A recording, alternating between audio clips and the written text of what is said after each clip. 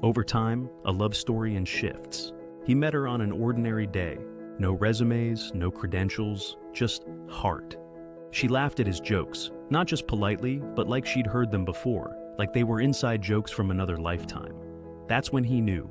This wasn't going to be part-time, not a casual romance. This was clock in, clock out love, the kind that builds and breaks you in the same breath.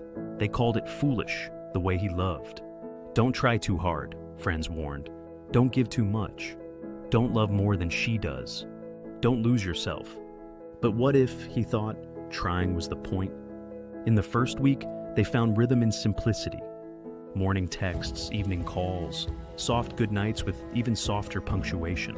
It wasn't extravagant, but it felt real, like showing up for a shift you loved. Unpaid, sure, but never unvalued. By the second month, cracks appeared, the kind that form when life gets heavy. One evening, she came home from work and quietly cried. Not loud sobs, just the kind of tears you only notice when you're paying attention. He hadn't even learned her favorite song yet, but he already knew the sound of her sadness. He didn't ask what was wrong, didn't try to fix it. He just sat beside her, close enough to feel the weight she carried. She called it nothing, but they both knew it was more than that. In month 4, he learned her coffee order, and something deeper, the way her voice lifted when she was lying.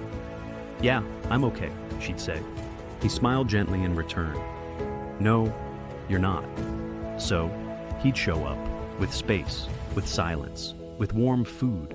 She'd look surprised and say, "You didn't have to." But love, he knew, wasn't about have to. It was about want to. At 6 months, the friction came.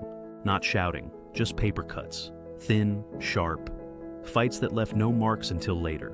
One argument about forgetting to call, another about forgetting to listen. "Do you even see me anymore?" she asked one night. He did. He just didn't know how to say it in a way that made sense. He stopped keeping track of what he gave and started paying attention to what he was learning. That her silence didn't mean anger, that when she pulled away it didn't mean she was gone, that she needed time, and then touch, and then time again. Love, he realized, was bilingual, spoken in both words and the quiet between them. These days, she works late. Sometimes she forgets to say goodnight. Still, he waits. Because love doesn't come with hours. No clock in, clock out, no PTO, just presence.